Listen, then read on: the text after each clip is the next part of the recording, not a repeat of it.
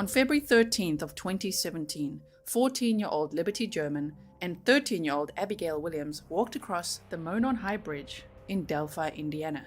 They were never seen again. Their bodies were discovered the next day, and it took almost 6 years to arrest a suspect. On October 28th of 2022, Richard M. Allen was arrested, a local man who worked at CVS, much to the shock of everyone. At first, he said that he would find his own private attorneys, but then he wrote a letter to the judge begging for mercy, saying that he didn't realize how expensive it would be and that he needs public defenders assigned to him. That was when attorney Bradley Rosie and attorney Andrew Baldwin entered the scene, and since then, it's been quite a rocky road. There have been accusations of crime scene photo leaks. There's been emails sent incorrectly to the wrong person. There's been controversial documents that were released describing that perhaps Odinists were involved in the murders of Libby and Abby. This Delphi case has had so many twists and turns that it's actually really difficult to know who to trust. Do we trust the defense attorneys and what they are saying? Is it more plausible than what law enforcement's saying? Why did the first judge recuse himself and then Special Judge Ron Gull hide documents from the public? Why is there so much secrecy in this case? And why have things escalated to a level where the Supreme Court of Indiana is now involved, having heard oral arguments today where they now have to decide, are they going to reinstate Richard Allen's original public defenders? Are they going to replace Judge Gull with a different judge for the remainder of the case? And are they going to be setting a speedy trial, which means it'll happen within 70 days instead of in October 2024? This is unprecedented, and today was of course another big deal in the case. So, thank you for being here. Let's discuss what happened today together.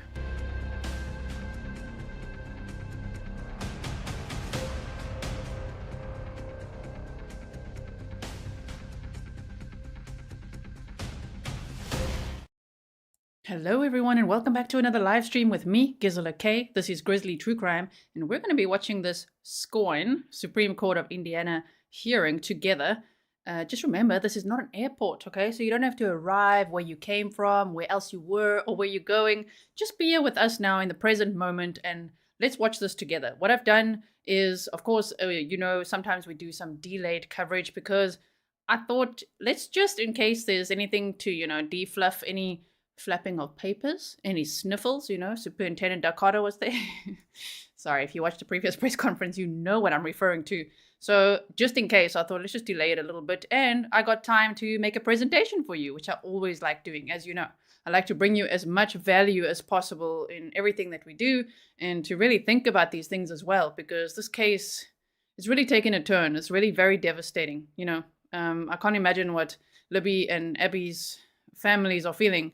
Of course, all the attention now is on Richard Allen and his defense attorneys, and now it's in the Supreme Court of Indiana. I mean, it's so far removed at this moment from Libby and Abby. However, without a fair trial, without the right suspect or suspects, I'm not saying they don't have the right guy, I'm just saying without those things in place, you cannot have true justice for Libby and Abby, which is what we are here for. So, I'm glad that I think that this hearing will help straighten things out. I was a little worried at first. Again, we're not in an airport, so I don't have to announce where I was lurking or what I was watching. But I watched it, of course, because I prepared it for you. And there was one little bit I defluffed, okay? But, I was first quite nervous. But then it was very professional, very well done. And I have full confidence in the decision that they're going to make. They haven't made a decision yet. They said they'll make one as soon as possible. So welcome to all my moderators, to all my patrons. If you are on Patreon, I uploaded a bloopers video for you today, as well as the jellyfish song that I sing to my cats. So if you're interested in that, that's some of the behind the scenes stuff you get over there. So welcome to all my patrons, members, everyone who is an OG original Grizzly, which means you were already subscribed, and everyone that's going to subscribe today or just feels like lurking, welcome to you as well. And also haters, if you're here too, hey! Thank you, Estelle, I really appreciate it. Before we watch this, I just want to quickly show you my presentation because some things are worth refreshing, just to... We've really done a deep dive on this case. If you haven't followed along with me yet, or you just want a refresher, just check out my playlist. It's linked in the description box for you. But because we've done such a deep dive, sometimes you're like, wait, what exactly happened when? and how did we get here? So let's first answer those questions for ourselves and know what the heck was this all about today again? Like, what is this whole writ of mandamus, especially for us non-lawyers? You know, I'm not a lawyer.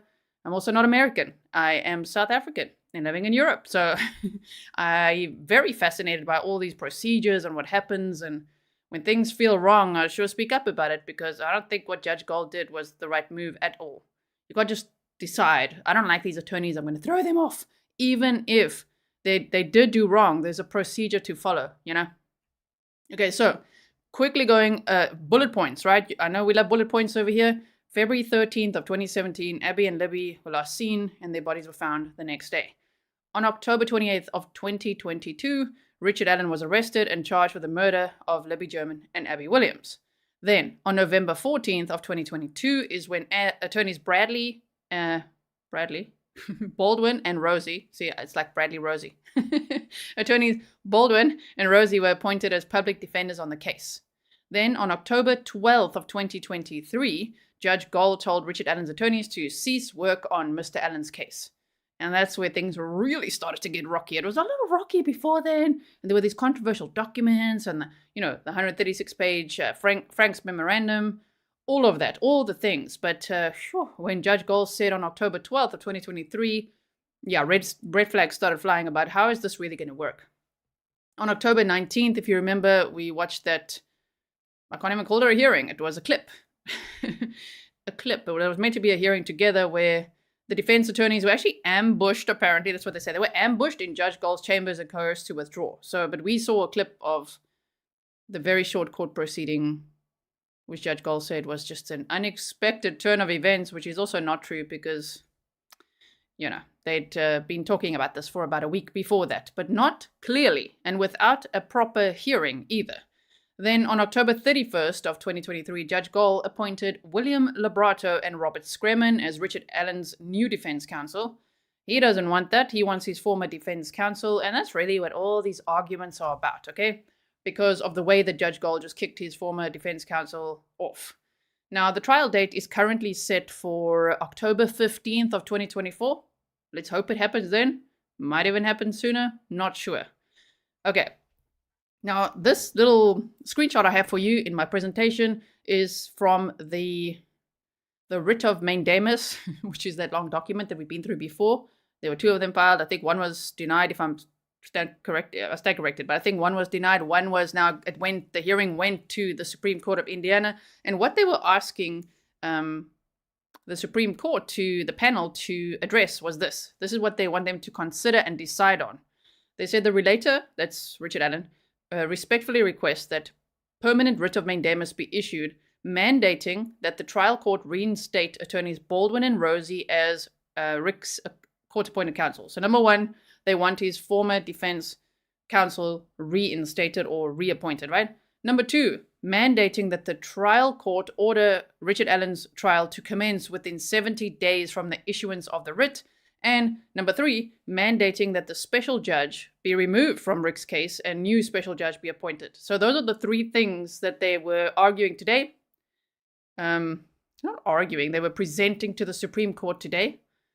Of course, Judge Gull had her attorney, Guttwein, and there was also a lady that I believe is from the Attorney General's office on Judge Gull's side, arguing for her side. And then we had Richard Allen's counsel, not for this case, for this civil case, I believe it's called. Okay, can you tell I'm not a lawyer, but I'm doing my best here. I think I'm summarizing it correctly, though. That's what happened there. And so these are the three things that the panel now have to decide on. I see that Who's Your Cold Cases in here. Welcome to Who's Your Cold Cases. Thank you for being here. And also to MB Inc. Thank you, MB Inc. always for all your help and helping me confirm what are the links and where are the links and where are they live streaming. Really helps a lot because, sometimes it can be stressful to hunt down all these different things, especially from overseas. You generally need a VPN. Okay, so now let's look again at October 19th of 2023. This is not a long presentation, so don't worry. Judge Gull said, Mr. Allen, I understand that you want them, Baldwin and Rosie, but I have grave concerns. I know what you want, but cannot and will not allow them to represent you. I cannot allow that.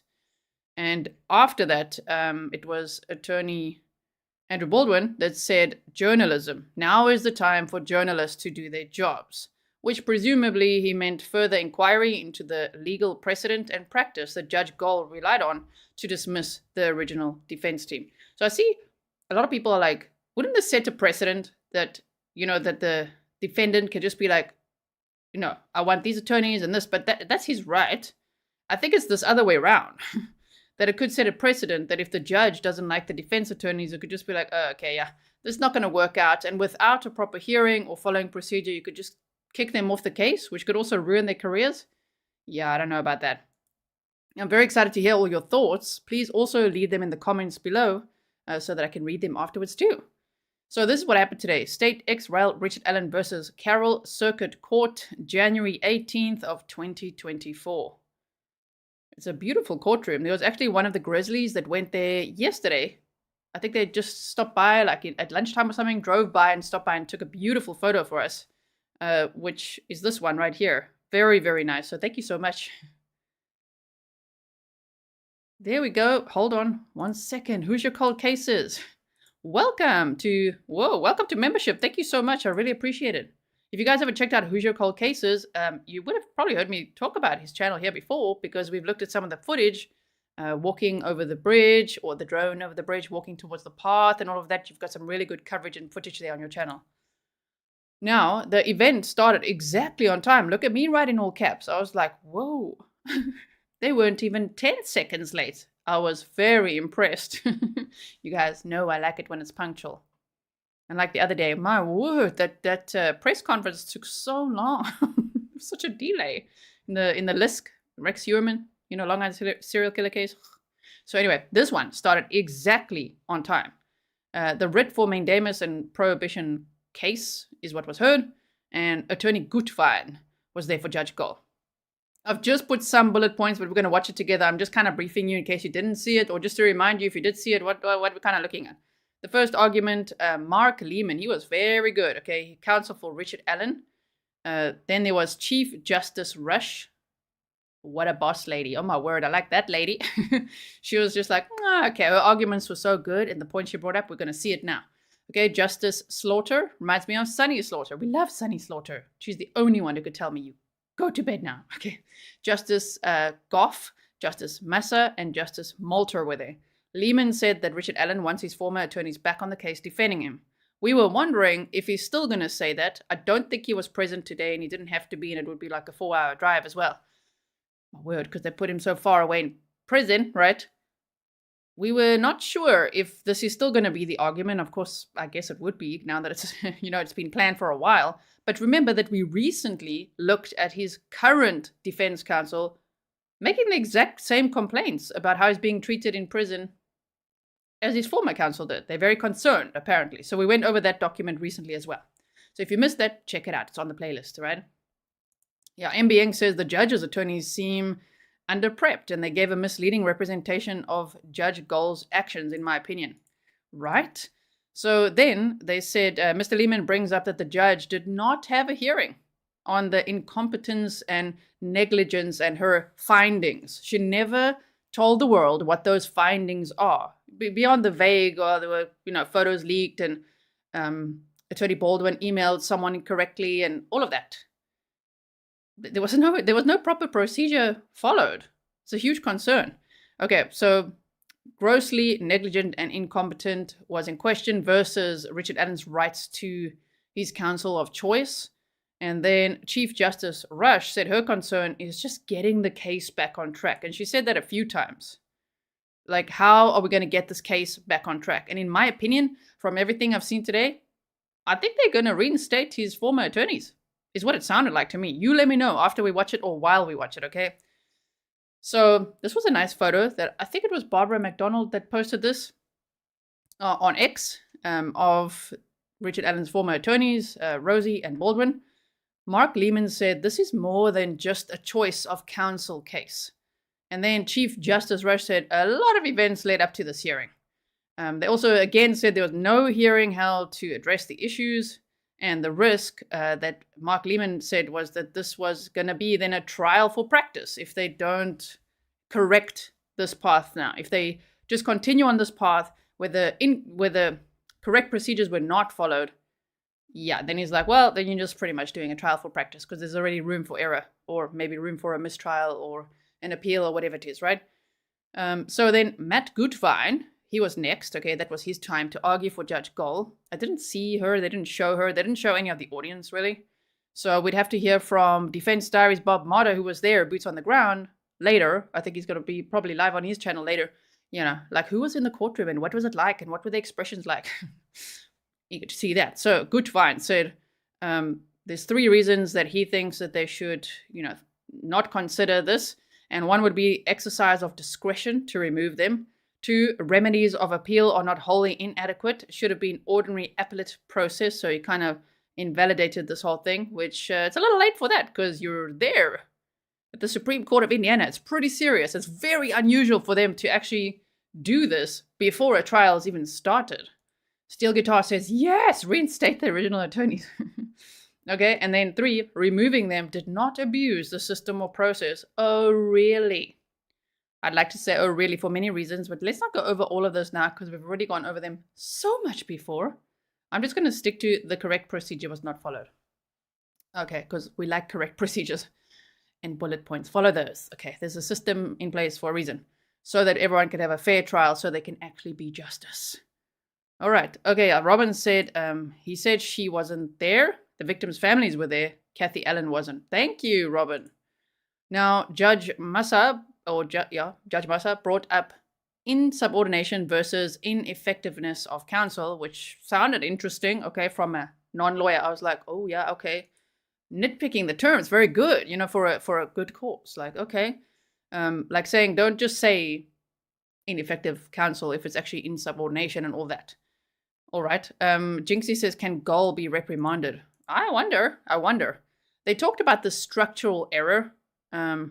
Judge Rush said, we don't have hearings and we don't have findings. Like, what on earth do we have that led to this? They also said, where is the evidence in record that they are ineffective? That's what one of the panel judges said. The Chief Justice Rush said, where's the evidence in record that they are ineffective? Okay.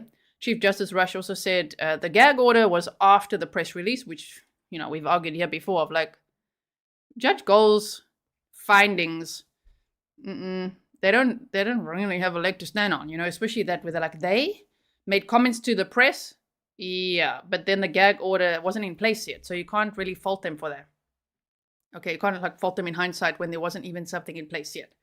So then they said some issues about the prison raised were right, is what Judge Justice Rush said. That some of the issues raised were actually correct, which was interesting to hear. And they said now a new motion to transfer has been filed, which also kind of confirms that something's up at the prisons, perhaps. Now, again, no hearings, no findings presented. This was not done the proper way. And I like this question, and we're going to watch it. I'm just briefing you, right? Judge Rush said, did she exceed her authority by basically confronting the attorneys in the chambers? She also said, was it a full and free choice? Like, was it? Because Guttwein was saying, but they had a choice, and they chose to withdraw. And she said, was it a full and free choice? He wants these attorneys. There's not been those findings. Why can't he have his attorneys? And we get this case back on track. That's what tells me, ooh, I think that they might actually reinstate his attorneys. It's going to be quite interesting, right? Okay. So, thank you. Carrie Summers says, I'm getting my fellow co-stylist hooked on Grizzly True Crime here in Indiana. Justice for these girls. Thank you so much. And thank you all for being here. I know we started 2 hours later than the hearing actually started, but there's a reason. We want to summarize it and we want to watch it and make sure we're not like watching flapping papers, as I said earlier. If you haven't yet liked the video, please do like it and share so that others know we are live right now. So then, can the judge, this was such a good question from Justice Malter. We're going to see it. Can the judge disqualify the prosecutor too? Oh, and I liked the little bit of attitude I saw in his face of like, oh, really? He talked about a double-edged sword. Like, okay, well, if the judge can say that, the attorneys, she feels like they're gone, can she also say that to the prosecution if it's proven that they also leaked some evidence along the way? Ooh, that was interesting. Okay, so I did like that. Yes? Okay, we're almost done. Then we're going to watch it together. It's about an hour long. Miss Angela Sanchez for Judge Gull. Yeah, shame. It fell a bit flat, hey? Watching her, you'll see. I was just like, yeah, it's not having not much impact. in my opinion. So she said if attorneys are reinstated, further proceedings would have to be had, which is like, I'm sorry to say, but duh. Obviously, if they're reinstated, they're still going to have those, they're going to have to revert back to following the proper procedures, right? Yeah, Cherry says, that bit of sass was great. Thought Judge Gull's attorney had a bit of an attitude. Okay, and I'm excited to see what you guys say when we watch it together, okay? So they said then there's a risk to the process to Richard Allen's right to effective counsel. Like, they're not there to represent Richard Allen. They were there to represent Judge Gull. So saying that to me wasn't convincing at all. They said they are protecting the integrity of the system, and that's when I really did oh, really? Then do it the right way. Have some integrity. Don't hide documents from the public that you're not supposed to be hiding. Don't just make things go away, just like they just did. The most recent affidavit that was attached to the motion to transfer Richard Allen again, gone from the system. So Judge Gull's still doing it. She's still saying, nope, that's not for the public. Why? Anyway, and so they said it would be, this was interesting. Because then I started thinking, is Miss Sanchez, is she really arguing for Gull? Because she said it would be a structural error if Richard Allen was denied the right to choose his counsel. Okay. It's like, right, exactly. That's what we're saying. It would be a structural error. And that's the biggest issue here, right? Reminder, Judge Gull would not even talk to Richard Allen that day, which was October 19th, when the attorney said, well, can Richard Allen at least come in here and say something? Nope, doesn't want him in the chambers. Okay, then. They said the wording the judge chose is unique in itself. That's what Sanchez said. She used words like vague, and she said the wording was unique, and that didn't help Judge Gull's case at all, in my opinion. Chief Justice Rush says, so there is no case, in probably Indiana, right, where a judge has basically done this before. I think the legal terms, it's called sua sponte, like made attorneys withdraw sua sponte based on her own opinion. I hope I'm getting that right, but you know what I mean. Just based on not following the correct procedure and just saying, well, no, I want them off and they're going to be off. And that's that. Okay, and so they said there's nothing stopping the court from further motions, proceedings, etc., which goes to my first obviously, that will happen, right? Then there was a rebuttal, of course, from Richard Allen's side again. And so they said on October 11th, 2023, Richard Allen filed a letter to the judge to ask her not to disqualify his attorneys. So they're saying he knew about it. He asked Judge Gull not to do that. Richard Allen then stated he wanted Baldwin and Rosie to continue to represent him. And then Mark Leeman said, our obligation is the defendant. He could not have been more clear, which that's true. He was very clear. He communicated very clearly in what he wants and what his rights are and all of that, right? They said due zealous advocacy for their client. That's how they described Baldwin and Rosie's work on this case. And they said he thinks that an alternative falls short, which is the pro bono representation, which I'm a little worried about, because they said, do you maybe have an alternative though? You know, do you want us to just reinstate them basically as public defenders? Or should we also be considering them to be reinstated pro bono? And there, I think they should have said, well, yeah, at all costs, reinstate them. Possibly. I think that could have been a good argument. So it's very clear of what the panel can consider. Now, we're just about ready. But let me just see if there's one more slide. Oh yeah, a decision will be made as quickly as possible is what they said. I have no idea what that means. Of course, that's relative to everyone. For me, as quickly as possible is like 5 minutes. For some, no, this is legal matters. I'm just saying, when you're communicating with someone and they say, I'll see you soon. Well, what's soon? Is it 5 minutes? Is it 6 hours? Is it a day, a week? I don't know. So they said as soon as possible. Now, due process is what must be followed, and that's the issue here. And also the pro bono alternative. I really wish they were more clear on that. Now, what do you think will happen next? That's what I want to hear while we watch this, okay? So I'm going to put that on for us now. There we go. I have boosted the color, the sound, and you'll see at the bottom right-hand corner when you see a little Richard Allen, it's his attorneys arguing his case. And when you see Judge Gull, it's her attorneys arguing her case in front of this panel of what first seemed like very authoritative, obviously, kind of scary Supreme Court of Indiana judges. I was first like, whoa, this is so intense. Oh my word. So I'm very excited to watch this with you. If you've watched it wherever, thank you for being here. It's always nice to watch it together, right? Okay. Thanks so much, Sasha, for reminding everyone to hit the thumbs up. Right. Now let me start playing this for you. I'm going to make myself a little bit smaller so that you can actually see what the heck is going on here. How about that? Yes. Okay, there you go.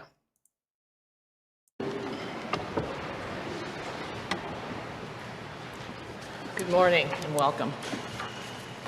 We're here this morning to argue in the case of State ex rel. Richard Allen Relator versus Carroll Circuit Court. And One more thing. Janet said Judge Gull was in a different... Wait, let me just get this full comment. She was on a case in a different court, so that's number one comment. And number two, you know the guy that was like the leaker of the crime scene photos, one of them, the one Mitch Westerman that was arrested? He was in court today. I wonder if Judge Gull was overseeing that case. That would be interesting because he was also in court today. Interesting timing. Okay, thank you, Jennifer Fox. I really appreciate it. Okay, now I'm going to try not to interrupt too much. Let's watch. Ooh. the Honorable Fran M. Gull, respondents. Counsel for Richard Allen, the relator, will argue first. We're hearing this case on a writ for mandamus and a prohibition case. Representing the relator today, we have Mark Leeman. Good morning and welcome, Mr. Leeman. You'll be arguing the case. At council table, we also have Kara Winnicky. Good morning, Ms. Winnicky, and Bernice Corley. Good morning and welcome, Bernice Corley. Representing the state of Indiana at council table, we have Angela Sanchez. Good morning, Ms. Sanchez, and welcome. You'll be arguing first, correct? Second, all right. You're just listed first on the appearance. Got that. So Matt Guttwein, representing Judge Fran Gull, and you will be arguing first. And at council table, we also have Chris Stake, who's also here on behalf of the respondent, correct? Good morning and welcome, Mr. Stake and counsel. Counsel, as we've been conducting oral arguments, you'll each have about 2 minutes before we may start asking questions. Each side has 30 minutes. So you ready to proceed? I am, Your Honor. All right, Mr. Leeman. Good morning, Justices. No Indiana court has tolerated a trial judge removing a lawyer from a case over the client's objection based on the judge's subjective belief the lawyer is negligent or being ineffective. Cases across the entire country do not tolerate the removal of the entire defense team from a case over the client's objection where the lawyer is licensed in the jurisdiction and prepared for trial on the scheduled date.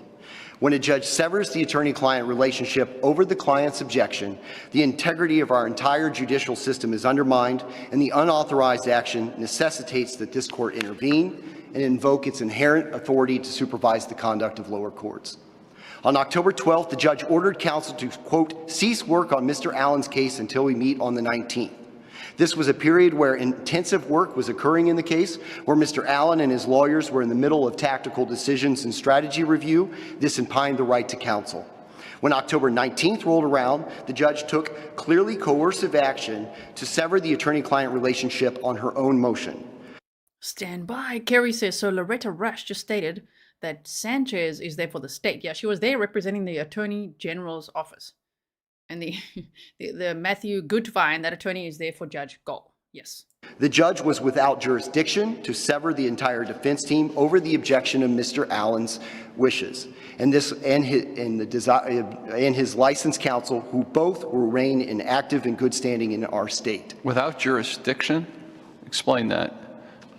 Why was the judge without jurisdiction? Judge, I think the judge here exceeded her jurisdiction when she refused to accept Rick Allen's wishes when she had an absolute duty to act upon them. And the judge crossed the barrier of neutrality and entered the realm of being an advocate.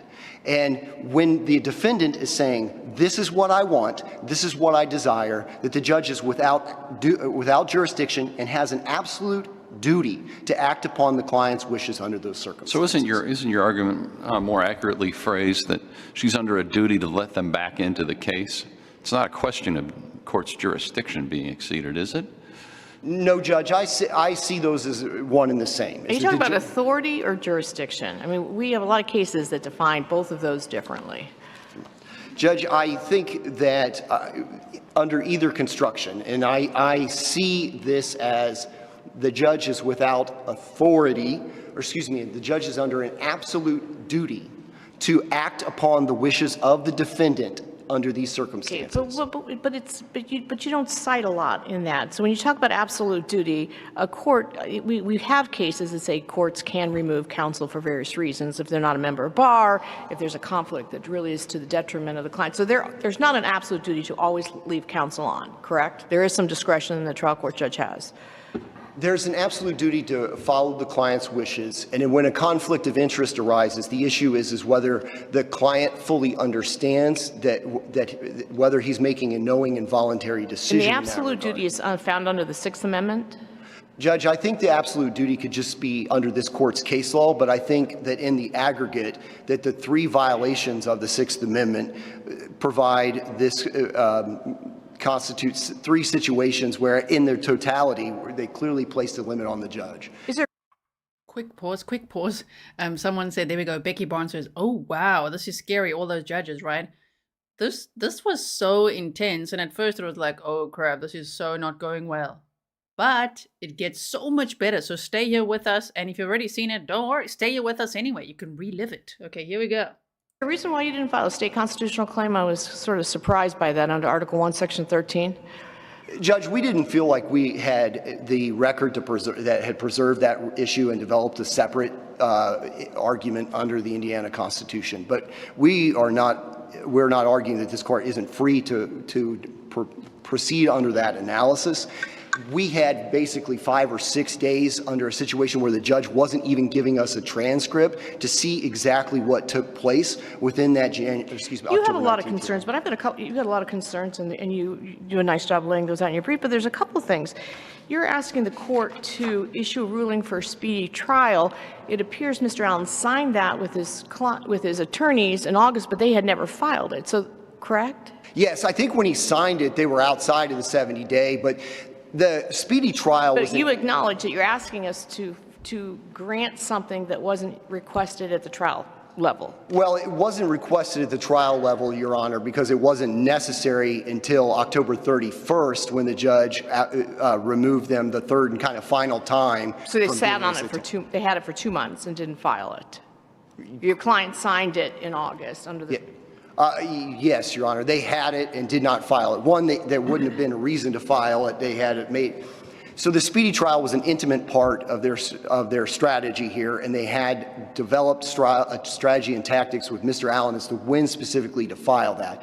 The request for the completion of discovery was granted by the judge. That deadline was submitted or ordered by the court to be November 1st.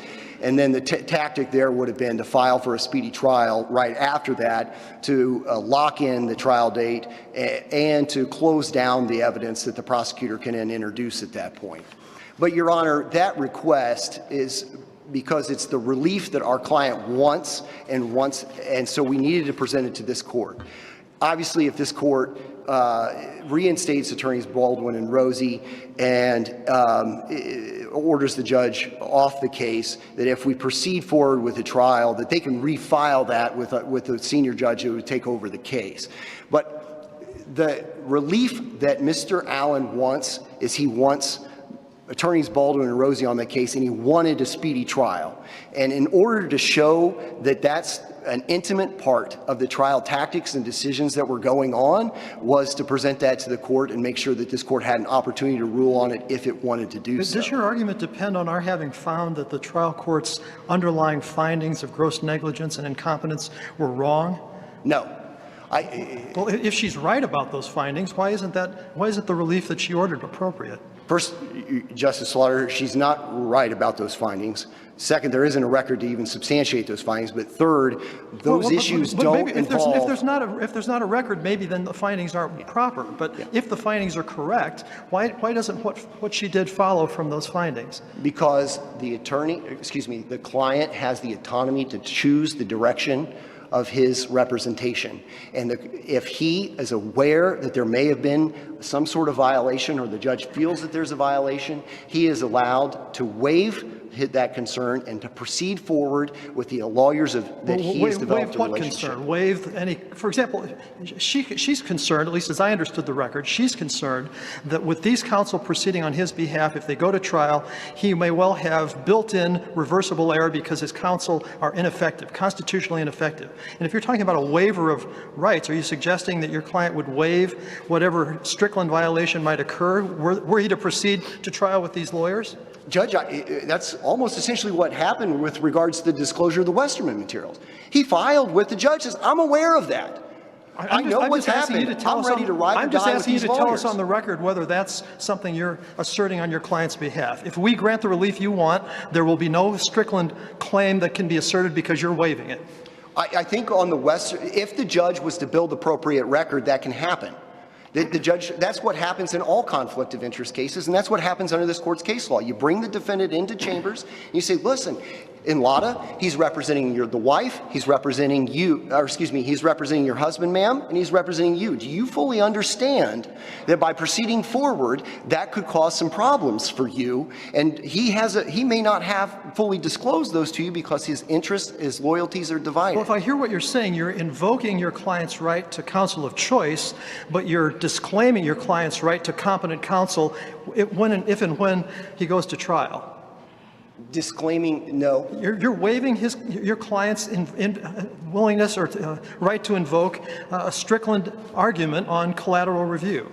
The client can knowingly and voluntarily waive conflicts of interest, and he can waive certain issues for collateral review. Absolutely. But none of that happened here because the judge didn't hold a hearing. The judge didn't hold a hearing and say, listen, I feel like this pretrial publicity somehow a year ago is going to contaminate your trial. Counsel, we're not talking about waiving conflicts of interest. We're talking about waiving ineffectiveness. Yeah.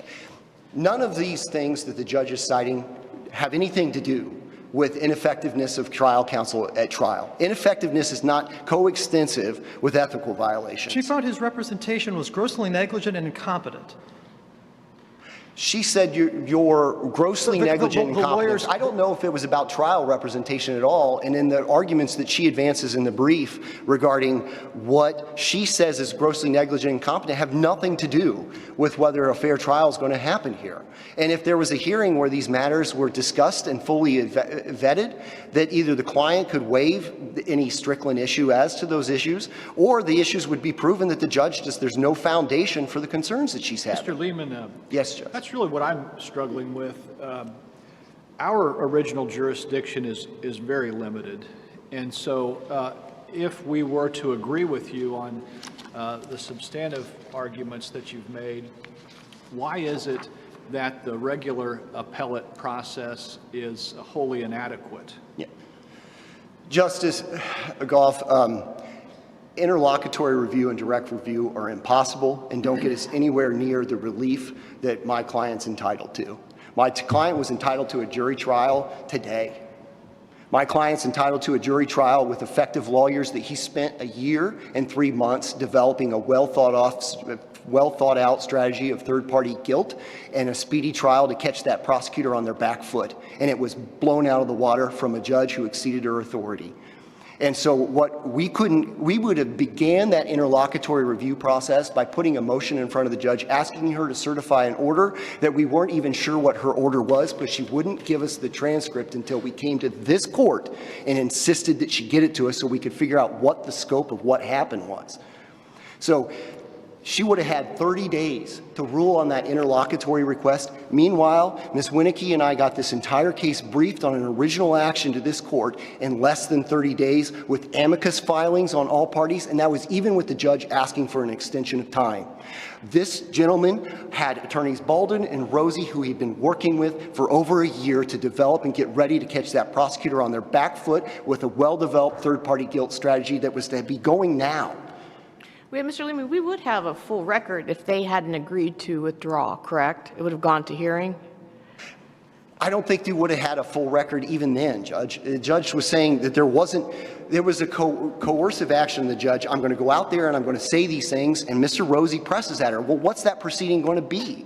And the culmination of it that the judge says, the culmination is you're removed.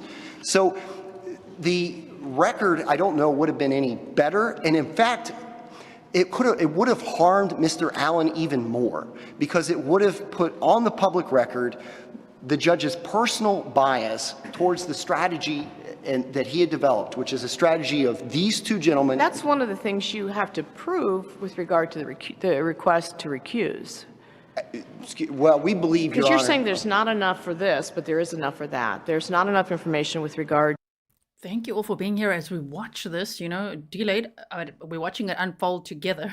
Estelle says, now we're cooking. And Estelle, I think you're from South Africa too, right? So I wonder if that's a saying, like worldwide, like now we're cooking with gas is normally how we say, which means things are heating up now. Things are going for it, right? Also, there's some new documents in this case. Thank you to Jody for making me aware of that. And then I went to X because that's where it's at. If you follow me on X, it's at True Crime Gizzle is my handle. So we're going to look at that afterwards. It seems like they've updated Richard Allen's charges because it was a little vague at first under the Indiana Code for murder, but kidnapping would be what they would want to prove. Now it seems like they've, from what I'm understanding at a quick glance, upgraded it to murder. Okay, so we'll look at that. I just said all the words YouTube really doesn't like, but okay. Please like and share it so that others know that we are live, we are here, we're watching it together. So let's continue listening to this. It's intense, right? To the negligence and incompetence, but there is enough with regard to personal bias. Correct, Your Honor. I do think I don't think those positions are inconsistent. That there is no evidence of incompetence, certainly no evidence of trial incompetence, which is what the Sixth Amendment my concern is requires. getting this case back on track. Yes. All right. So your argument is that you have a constitutional right to counsel of your choice in this circumstance, and you acknowledge that there are some circumstances that you do not. And if this case would go to trial, if there was a conviction, it's a structural error, and it'd be reversed, and everybody would have to go through this again. Correct? Yes. Judge, but I do want to clarify that this is more than just the choice of counsel case. Like, this is an interference of counsel. This is the right to counsel itself, because the right to counsel is meaningless. If a judge can say, stop all work, I know you've got a relationship going on, stop it all till you come to my chambers, and then says, you're off the case, whether we go into the courtroom or you stay in here, you're off the case. There's a lot of events in this case that led up to that hearing, correct, with regard to sending information on a case to another criminal defendant, with regard to, well, there's a lot. I don't need to go through it in both your briefs. So there's a lot of questionable things that have occurred up to this point with regard to the release of discovery or letting third parties have access to discovery.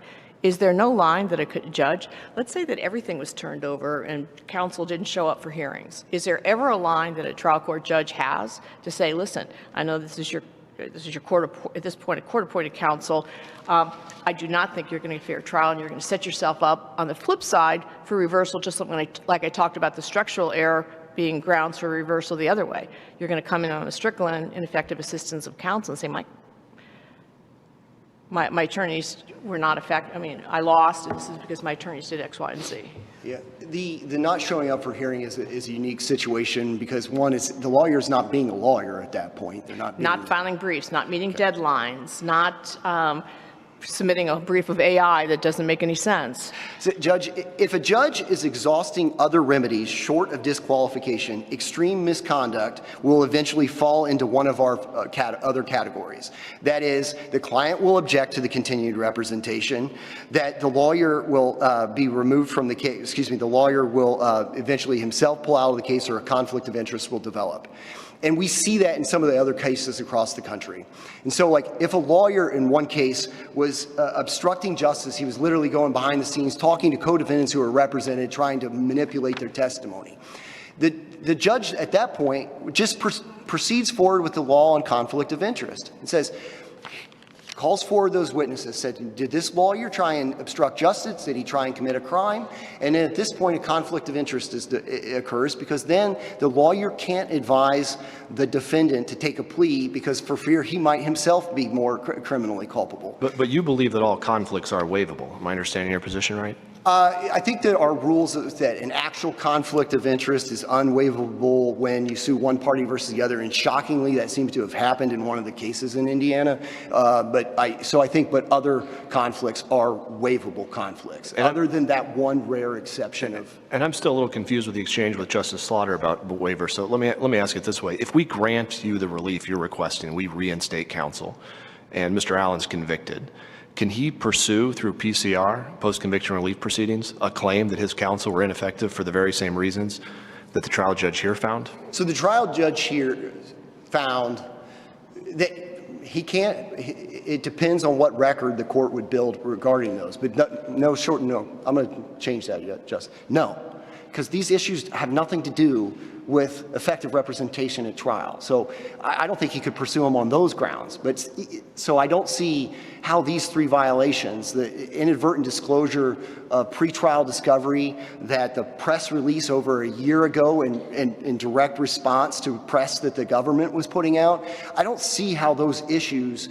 affect his trial. So I don't think he gets a post-conviction relief through that, because those issues don't affect trial strategy. But you're saying he would lose on the merits. You're not willing to concede that it would be waiver. And it seems odd that he could have it both ways, that he can say, you can never remove my counsel over my objection, I object, but then still have available to him the argument later that, well, even though I objected, it was still ineffective. If the judge exhausts, I think the judge can take care of that. The judge can call, say, let's have a hearing regarding that pretrial publicity and somehow establish that that might be affecting his trial, and that fully and fairly advise him that that's a repercussion. But if when he's fully and fairly advised of that, the repercussions of that judge's subjective belief that there was somehow some sort of ethical violation there, I think that he would be waiving it. So, well, Counsel, are you arguing that the record doesn't support a finding of ineffectiveness by the trial judge, or are you saying if the judge finds it, she still can't remove him? Both. This record does not support ineffective assistance to counsel. But even if it did? No, sorry. The reasons that she advances aren't reasons to find a lawyer ineffective. Now, if this court was to say those are reasons that a law that would constitute ineffective assistance of counsel for a Sixth Amendment violation, so if we were to get to that point and he was fully and fairly advised of the potential repercussions of those violations on his trial strategy, then you could have a waiver issue. But the reasons that she cites for doing what she did have nothing to do with trial. But let's assume for a moment that she cited a reason that there's an intimate relationship going on, and she pulls them in, goes into the chambers and says, listen, I understand that there's an intimate relationship occurring between the defendant and you. Do you understand that's a conflict of interest? That's a violation of the ethical rules, that there's a disciplinary proceeding that I'm going to be referring for him. Do you want to go forward with this representation? And the client says, yes. I think you've got a waiver of ineffective assistance of counsel on those grounds, but I don't think that the judge is absolutely precluded from injecting herself and saying, well, in that case, it'd be a conflict of interest. So we're struggling to find a situation where there's an ethical violation that affects the outcome of trial, where there's a situation where the defendant says, I want to go forward, I've been fully and fairly advised of it, and the judge somehow has a role, absent a conflict of interest, injecting herself into that. And I do think that you can waive an ineffective assistance of counsel claim. That's well-established case law. It's just none of these things the judge cite have anything to do with ineffective assistance of counsel. These are purported ethical violations, and not every ethical violation necessarily, even if it was established, has anything to do with trial strategy and whether a defendant receives a fair trial. And these are examples. These are good examples of that. In that the inadvertent disclosure of pretrial discovery the alleged violations here would have nothing to do with the trial strategy that attorneys Baldwin and Rosie developed with him, and would have no impact on that case. Mr. Leeman, let me just sort of ask, with respect to the line of questioning, if we were to agree with you and find that there was inadequate reason, at least on the record, to allow for the removal or the refusal for counsel to reappear, nothing would stop the trial court from making a more complete record and going through a different process if in fact it believed that there were sufficient reasons to remove them. They just weren't adequately reflected in the record. Judge, I think a court has broad discretion on how it conducts proceedings in the courtroom, but none of the reasons that she cites in her brief would allow would even if found would substantiate the removal. But if the court were nonetheless worried about the finality, the eventual finality of the proceedings, and wanted to nip a problem in the bud, is there anything that would stop her from conducting a proceeding on remand or similar to prevent that from happening? I think if there's a concern, say, for example, the pretrial publicity, the press release, if you say, listen, I think, because the violation says it has to affect a fair trial. So, okay, you're going to have a hearing, the judge could have a hearing, let's provide proof or get some sort of sense as to how this has affected the jury pool or what prejudiced the jury pool. I assume the judge could conduct some sort of proceedings to investigate that. But if the client is fully and fairly aware of those proceedings and still wants to proceed forward with these clients, then the judge has an absolute duty to accept or to act on his wishes. Counsel, Mr. Leeman, is it your belief that if we deny the extraordinary request that you've sought today, and don't you guys think Mr. Leeman handles pressure really well? Imagine the pressure of all of these judges asking you these questions. The whole world is watching. I think he handles it really well. Again, thank you all for being here. We'll look at the new document right after this hearing. the case goes back to trial with a different set of lawyers that this defendant just does not want, that there is built into that record Structural error. at least fundamental error, maybe structural error that's reversible. Trials for show. It's a practice-only trial, Judge. I think, and that's why we came here as fast as we could, because if we do not get something done now, the victims are going to be hurt, the public's going to be hurt, the entire Indiana judiciary is going to be harmed because this trial's been pushed off till October, and when the judge said it in October of 2024, one of the lawyers, I believe, even represented he didn't think they were going to get that date either. Everybody's hurt, and we're going to delay things. And you think the Gonzalez-Lopez precedent of the U.S. Supreme Court would dictate that outcome? I think it's structural error, yes. So, and that this trial is going to be for practice only, and we have built-in error, and the only way we can fix it and address the speedy trial problem, because that was an intimate part of the trial strategy, is to get attorneys Baldwin and Rosie back on the case and get this case set for trial in a time frame that's as fast as our law allows, which is 70 days. And that's what the relief we're requesting. Thank you very much. Thank you, counsel. We'll hear from you again on rebuttal. Mr. Guttwein. Chief Justice Rush, and may it please the court, I am Matthew Guttwein. Okay, guys, so now it's time for Matthew Guttwein to argue, to present his arguments in favor of Judge Gull. It's Judge Gull's attorney, right? Matt Guttwein. Guttwein, representing respondent, the Honorable Francis Gull. This court should deny the petition for 3 reasons. First, the trial court's decision to remove Mr. Allen's counsel was an exercise of discretion, and this court has uniformly held that a writ of mandamus will not lie in matters that rest with the trial court's discretion. Second, Mr. Allen's remedies on appeal are not wholly inadequate. The United States Supreme Court and Indiana's appellate courts have regularly resolved Sixth Amendment claims, such as those that Mr. Allen raises here, to the ordinary appellate process. And third, on the merits, in removing Mr. Allen's counsel, the trial court did not abuse the court's discretion. The trial court has significant latitude to prophylactically prevent a violation of Mr. Allen's constitutional right to effective assistance of counsel. Counsel, is that really what's going on here? We don't have a great record before us on which to make these judgments, but reading what we have, I'm left with the impression that it's quite possible that 2 different concepts, ineffectiveness and insubordination, are being conflated here. There seems to be a great deal of concern by the judge that these lawyers were flouting her gag rule and that they were insubordinate. But where's the evidence in the record that they are constitutionally ineffective? I mean, the order seems couched in that language that we're trying to protect the defendant from his own lawyers, but it's hard to look at this record and not get the impression that perhaps rightfully so the judge was exasperated with their conduct. But these are two different things, aren't they? Insubordination and ineffectiveness. Under the United States Supreme Court decision in Wheat, the trial court, in exercising her discretion to remove counsel, does not need to find constitutionally defective counsel. It does not need to require ineffective counsel. Rather, as in Wheat, there just needs to be the possibility of ineffective assistance But I'm really of counsel. struggling with that. I'm, butting that up against the Sixth Amendment constitutional right to counsel, and particularly. Okay, listen now. This is Chief Justice Rush. Ooh, she's made some really good arguments.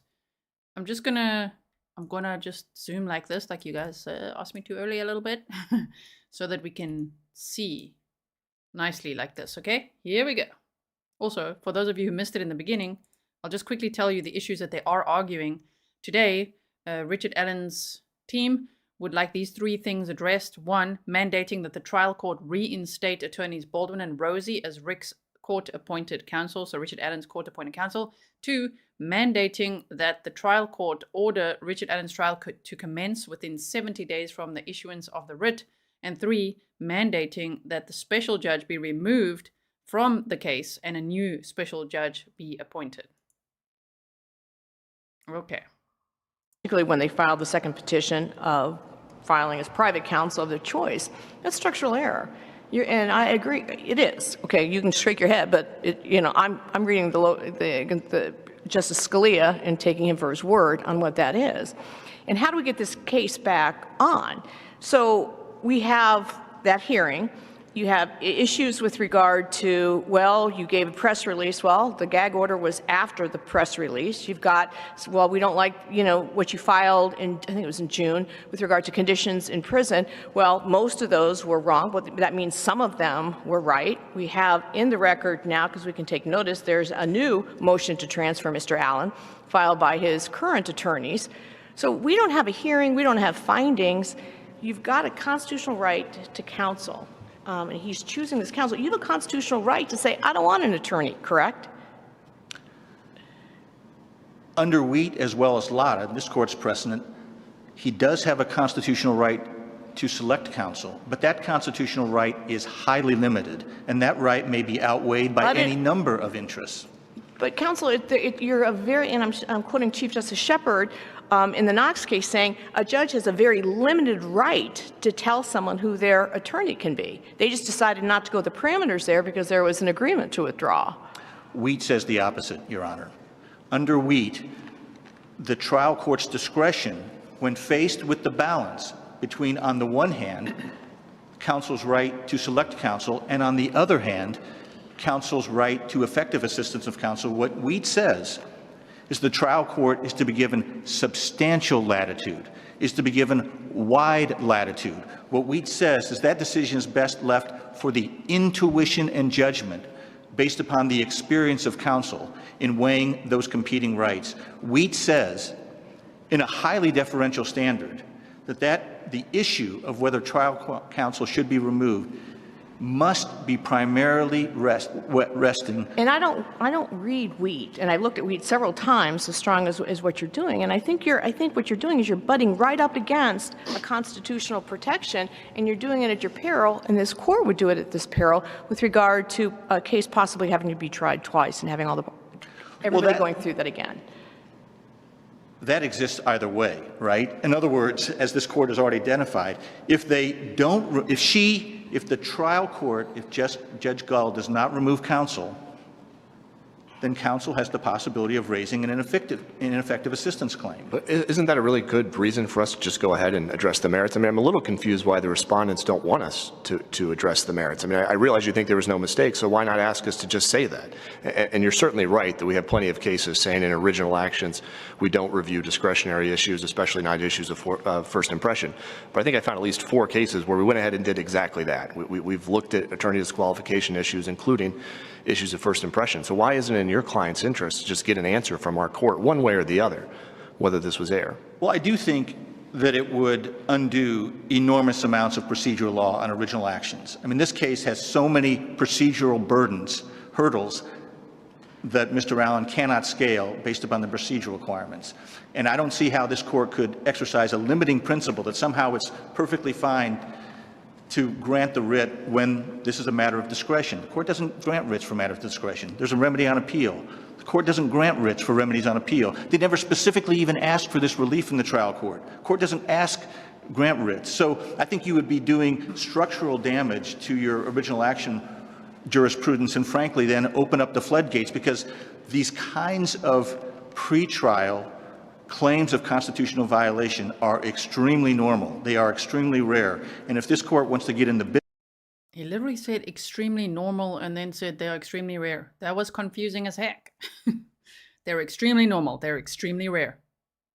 Okay then. And also if it's about the structural error, yeah, this literally Judge Gull.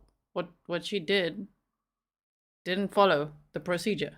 So interesting arguments here, especially about, yeah, being rare and normal at the same time. Business of addressing the merits every time a criminal defendant raises a pretrial constitutional violation, you will be flooded with these kinds of actions. So your solution... Why do you think that counsel's, Mr. Leeman's argument that no meaningful appellate right exists is just wrong from your perspective? Well, that is absolutely wrong, and Hannah reflects that. Hannah is an interlocutory appeal on a claim for a violation of the right to select counsel, and on that interlocutory appeal, the Indiana Court of Appeals found there to be a violation and restored counsel.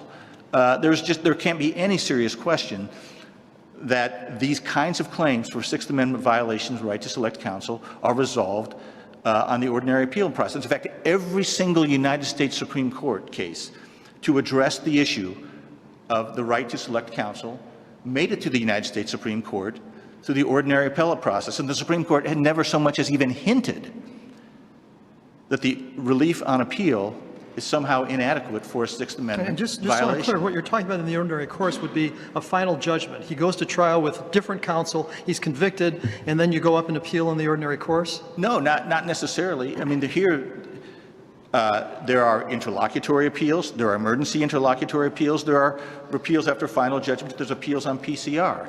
And we have examples of all those cases. The absolute fact is that the ordinary appellate process offers a wide array of avenues for Mr. Allen to seek relief for his constitutional violation, and he has availed himself of none of those avenues. What about our 1982 precedent? So State versus Tippecanoe County. The shoe was on the other foot. It was the prosecutor's office that was disqualified, and the prosecutor sought a writ in our court. Now, we denied the writ, but we said that it was an issue of first impression. We reached the merits, and we gave the state the answer that it wanted through an original action. Let me answer that in two ways. First of all, you've already identified this court denied the writ in that case. And second, there is no discretion for a prosecutor who has a conflict to prosecute a case. And in that case, the trial court had no discretion, had an absolute obligation to remove a prosecutor who has a conflict. That is not the case here. Under the United States Supreme Court's jurisprudence in Wheat, the decision to remove counsel based upon the possibility, based upon the potential for there to be... But it has to be done, there's a way that you do it, and it does not appear this was done the proper way. You're supposed to have a hearing. The court did it sua sponte, which means on their own motion. There's the words I was looking for, on their own motion. The right procedure was not followed. This lady, Chief Justice Rush, okay. So let's keep watching. There was a hearing in chambers. So did she exceed her authority by the manner that she presented them back in chambers, saying, you're either out or I'm going to publicly out you? Well, there's certainly no U.S. Supreme Court case law or Indiana case law that says there has to be a certain amount of procedure. So there's no process involved at all for taking a judge, no hearing, no, I have the suspicion that this is going on, I think you're incompetent, and you're out. Well, the trial judge was prepared to have a hearing here. A hearing was scheduled. Counsel had notice of a hearing. The prosecutor was there ready to present witnesses. And the counsel in this case made their own strategic decision to withdraw rather than go out in open court and have a hearing. And that was their choice. And they made that choice, I'm sure. Having read the transcript, was it a full and free choice? Well, these are very experienced lawyers. These are highly competent lawyers in other contexts. And they had notice that the judge was considering disqualifying them. They had notice on October 10th when the judge told them that she was considering disqualifying them. They were leaning in that direction. And between October 10th and October 19th, an awfully lot of lawyering occurred. On the 11th, There was no hearing. There was off-the-record phone calls. No, sir. They didn't really know exactly what was going to happen there on October 19th of 2023. If you missed my summary in the beginning of this live stream, go check it out afterwards, okay? We went over, a timeline recap of events that unfolded and how we got here. 11th, Mr. Rosie got together with their client and drafted a letter. On the 12th, Mr. Rosie filed a highly detailed letter with the court offering his defense and asking not to be disqualified. Sometime before the 19th, Mr. Baldwin hired outside counsel. On the 19th, outside counsel filed a brief. They had oral argument. There were 9 days of an awfully lot of lawyering that occurred in that period. And at the end of that, what both counsel elected to do was state their intent to withdraw. And Mr. Rosie said, I've got a life outside of this case. I've got a life outside of this courtroom. I have a family. I have a law practice, and I'm going to withdraw. And that is his choice. That is his decision to do that. But if they had wanted, they could have filed for a continuance. They didn't do that. They could have gone out and had a hearing and presented evidence. They didn't do that either. Would any of those actions have been non-futile? I mean, I thought the judge made clear that her mind was made up. She had prepared a script. She'd already made the decision. If they wanted a hearing, they could get it, but there was no opportunity to persuade her. Did I misunderstand? We'll never know, right? Because there wasn't a hearing, because counsel elected to withdraw. You do know, because she said then at the hearing on the 31st, what's changed. So, which means... Well, we won't know what would have happened. Yes. Don't you just love this? See, things got better. When I first watched it, in the beginning, I'm like, ooh, this is not going well. This is so hectic. You don't know what to expect from this, but sure. I really like Chief Justice Rush's questions, and she's very sharp, knowing, of course they would be, but I just mean like knowing exactly, no, they did know about this, and she's arguing such good points. Happened at a hearing that never happened, but you're right. I certainly acknowledge that she probably wouldn't have changed her mind. Counsel, I appreciate you looking out for our original action jurisprudence and our potential future caseload, but as long as we're here, what can you tell me, what can you point to in the record that supports a finding that these lawyers were ineffective to the point where they needed to be removed to protect the rights of Mr. Allen? Again, under Wheat, there doesn't have to be a finding that they were actually ineffective. What there has to be a finding of, and this is under Wheat, that there is the potential to be ineffective. And here, it is not within the norms of the profession to negligently and repeatedly allow the unauthorized disclosure of highly confidential material Can you help me understand how that hurt Mr. Allen's defense? Well, believe Mr. Rosie. Mr. Rosie himself said the likelihood of public backlash is significant, and this leak serves no legitimate public purpose. The reality here, as we all know, is that we already have a polluted jury pool because of the inordinate pretrial publicity that this case has garnered.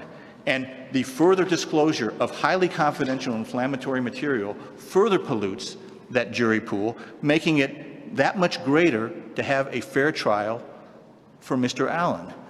And the trial court is rightly and appropriately able to exercise under Wheat, and I quote, intuition and judgment based upon experience, to find that if counsel is capable in the pretrial stages of making this many mistakes, what manner and magnitude during trial is counsel capable of making? I keep getting back to it, and I understand what you're saying, but I keep getting back to, if a criminal defendant has a constitutional right to say, I'm going to be my own attorney, well, that's fraught with more than just what we're talking about here.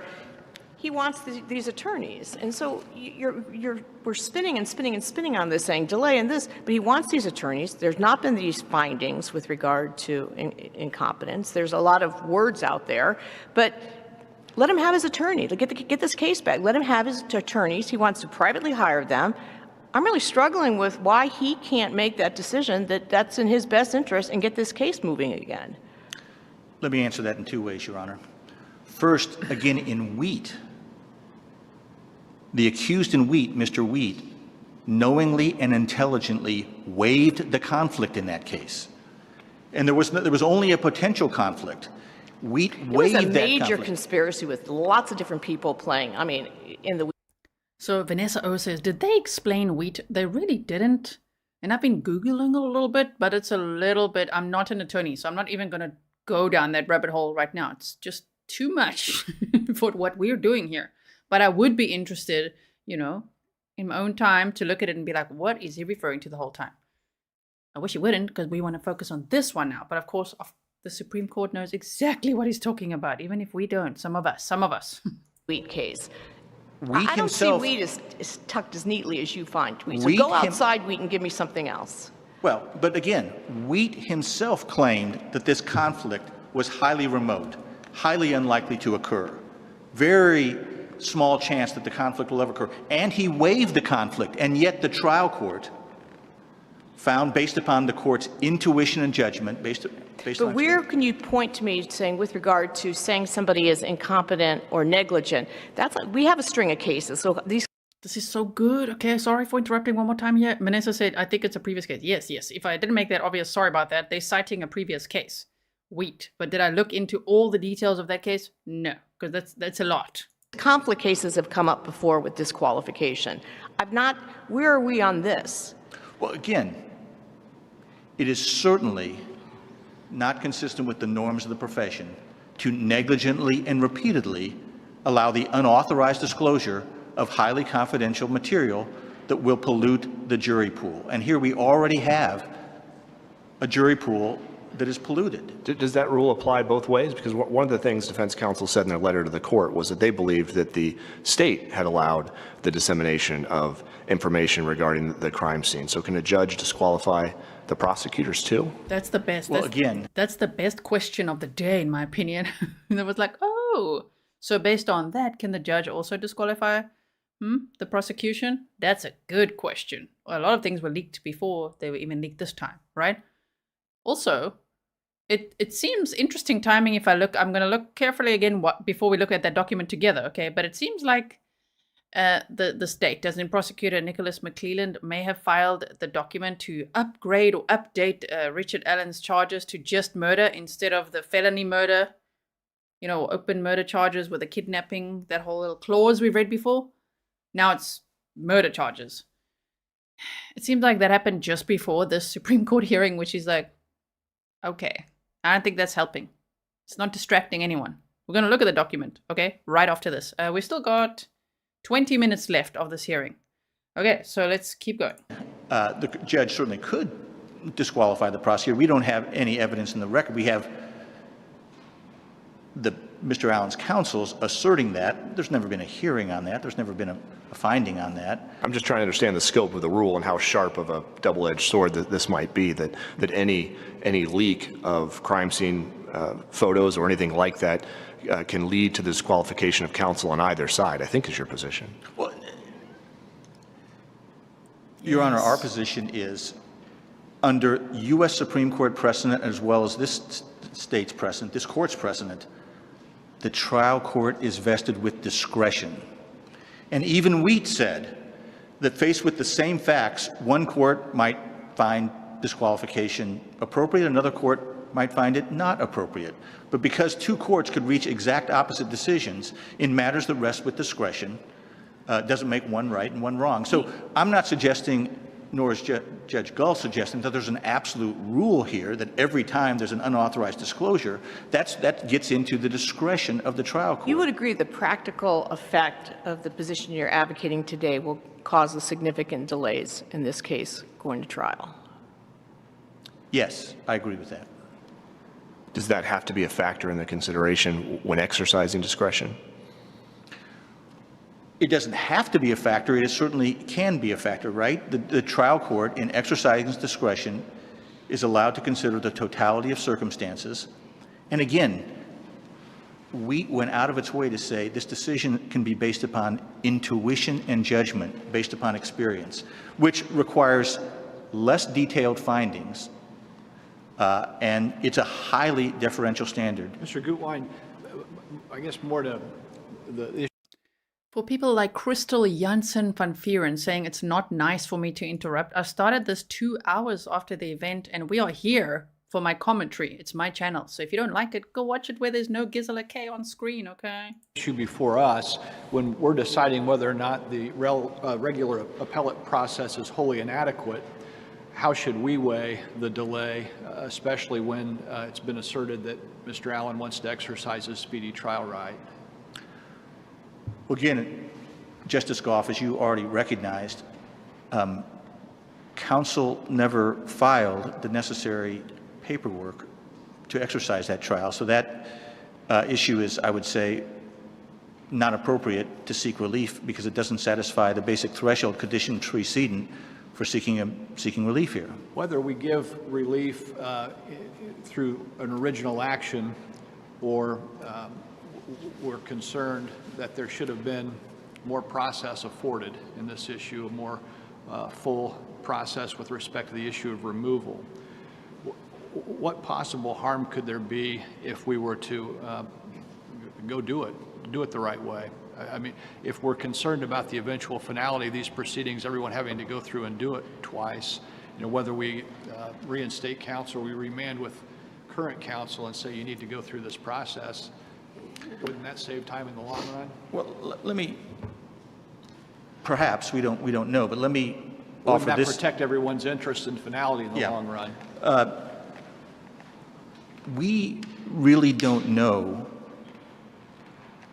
what Mr. Allen wants, and it was not necessary. He made it so clear, though. He wrote a letter. He stated it multiple times. He wasn't allowed to talk in the chambers. You know? It's like, we really don't know what he wants. Everybody knows exactly what, the whole world knows what he wants right now. And I know that upsets people. Like, why do we care what he wants? He's the suspect. He's the defendant, right? But you have to have a fair trial in order to have true justice for the victims. So, and I know earlier people said, but he can't just pick and choose because these are public defenders. Yeah, but the same way the judge can't just kick them off if she feels like it without following the correct procedure. And then they even offer to work pro bono. And I think then there's a bit of a gray area where he should be able to choose pro bono attorneys. I think so, in that situation. Anyway, okay. For the trial court to hold a hearing to judge his wants because she was removing counsel. But if this court were to consider reinstating counsel, then the trial court would absolutely be required to probe his interest and make sure that he understood that counsel in this case had engaged in conduct that was detrimental to his interest, as counsel himself has already acknowledged it, and then see if he has a knowing and intelligent interest in having counsel continue that clearly, on this record, has engaged in conduct that's detrimental to his defense. I have exceeded my time, and so I will yield the remainder of my time to my good friend, Ms. Sanchez. Thank you, Your Mr. Honors. Guttwein. Ms. Sanchez. Let me just show you, hold on. Ms. Sanchez is for representing the Attorney General's office. Let me update my little text here. They've got like a little box with lights on the table. That's what I want to show you. And he's like, my time is up now, but it wasn't yet, I don't think. Unless he's waiting, if he just monitored the time. But it's pretty cool how it goes red, you know, when they've run out of time. That's how they know. Okay, let's keep going. A little bit of fluff.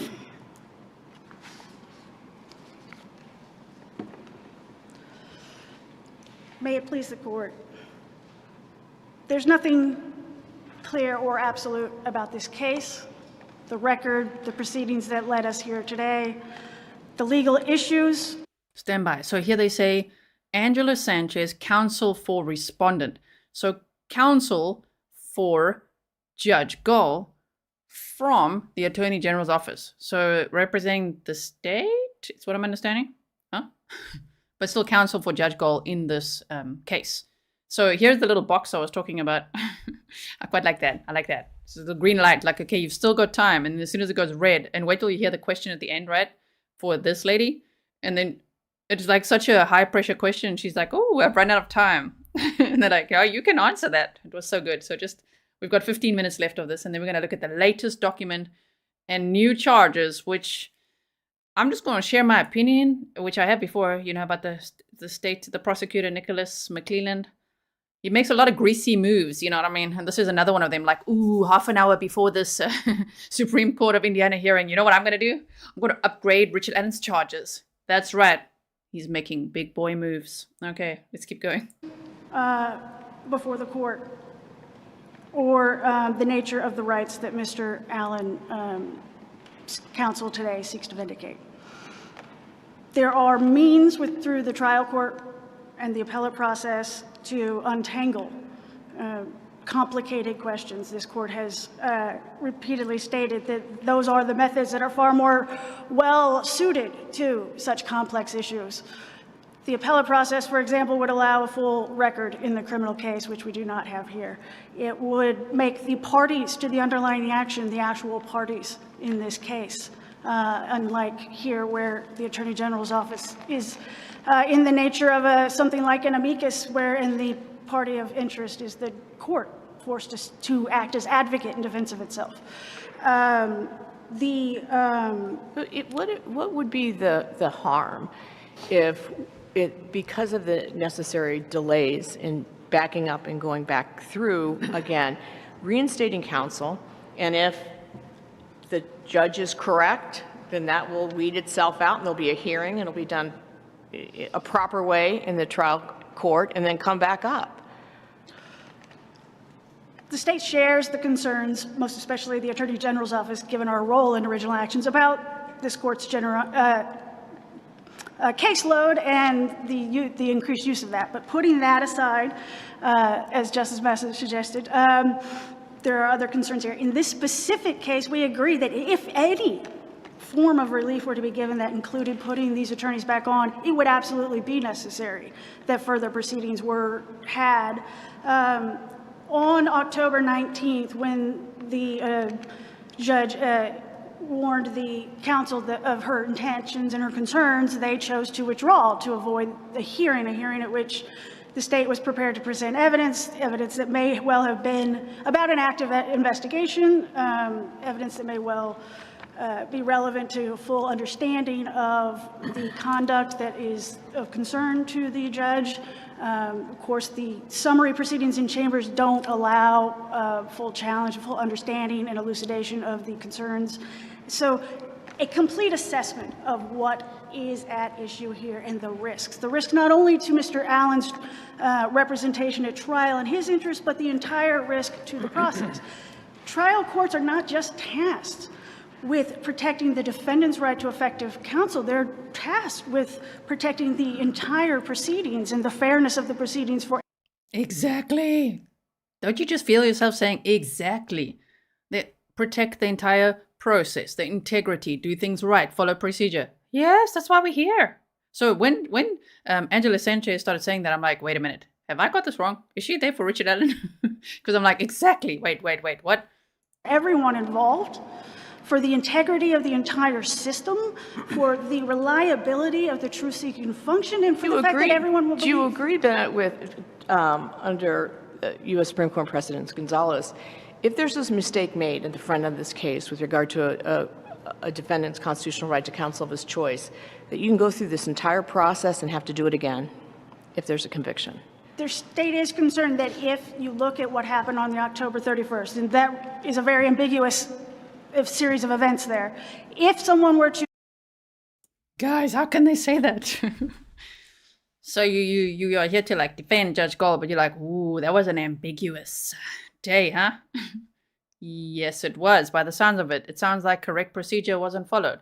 Like, I don't think these arguments are helping Judge Gull at all. What do you think? I don't think so. To conclude that what happened there was, in fact, Mr. Allen, it's a personal right to choose your counsel. He was, in fact, exercising it, and that it was wrongfully denied to him. That would be structural error. It is a concern for the state that if those things were to be the way that record was. Now, what's happening that day is itself another unclear and ambiguous thing. Counsel comes and files these appearances. On the face of them, they both purport to be pro bono, but also reassert the resistance to the the rejection of the prior waiver and the desire to be reinstated as public defenders, a contingent willingness to be pro bono counsel. Of course, the only knowledge we have of Mr. Allen is, or what he wants, what he knows, what he understands is, of course, secondhand. They're not secondhand. He wrote a letter. Richard Allen penned a letter. Okay, dear Judge Gull. That was on October 11th, I think. I think it was on October 11th or 12th. Before the hearing on October 19th. Right? If I remember correctly, October 11th of 2023. Letter from Richard Allen. Dear Judge Gull, please do not disqualify my attorneys. I'm aware of, the leaks and everything that had happened there, but it's not secondhand. Okay, anyway, moving on. Choice of counsel is a unique aspect of the Sixth Amendment right. It's completely separate from the right to assistance of counsel, the effective representation, which protects the fair trial right. The choice is about your autonomy and independence. It's a personal exercise. And we need to know that Mr. Allen is, in fact, the person who was making that choice, that he was, in fact, competent to make it. There's been many consistent allegations about his mental state throughout the case. And then, of course, that he has the information he needs to make that as a knowing and intelligent exercise of a constitutional right under the circumstances, including the concerns about his counsel, the other options that he has available to him that he's choosing against, and so on. So, of course, none of that happened in this case. No. Now they're just really talking out of their butt, like someone said earlier. Raptor Man says, I think you've said it a few times now, you said he admitted to his wife in a phone call he murdered them. It was recorded by the prison. It's crazy. People think he's innocent. Nobody forced him to admit. There's no Odin call. Okay, well, the point is, none of this is about any of that. It's about him having a fair trial so that there would be, and him having effective counsel so that he can have a fair trial without the judge just saying, you know what? Yeah, basically, I don't like them, so they're out. I don't like how they leak things, they're gone. You have to follow procedure. Especially a judge should know better, and there must be a fair trial. Every case must have a fair trial. I'm just like, this is a huge case. Oh my word, like, what are you doing? And so it's not really about the phone calls, the Odinist stuff, any of that. It's about his right to effective counsel so that he could have a fair trial, so there could be true justice for Libby and Abby. That's what it's about. That's what the focus of all of this is, which I feel like, yeah, I'm not so sure that this argument is going so well, hey? I'm just watching that little box. Wait till it goes red. Ooh, I've run out of time. No, you answer that question, ma'am. Should we at least start with a presumption in favor of the continuity of counsel? There is presumption, highly the default significant rule, weighted. something like it. At the end, the desire of a defendant, the state agrees, to either retain his counsel that he's had is a factor a court has to consider and give weight to amongst all of the considerations at play when deciding how to balance all of the concerns for a fair trial, for his representation, to the all of the other issues of efficient. And then are you aware of any Indiana cases where attorneys have been disqualified on grounds similar to this? Go Justice Moulter. No, Your Honor. In fact, there's a wide variety of cases around the country for various conduct that could be contumacious, violation of court orders. Oh man, shame. The state is so vague. It doesn't help. We need the bullet points, right? It's just like, well, there's a variety of cases around the country, and oh, shame. She's very nervous. Behavior during court proceedings or ethical violations. The trick here is that we find few cases that involve multiple different types of allegations, which appear to be what the trial court is raising, a pattern of behavior. But again, it's not fully explained because of the abbreviated proceedings below.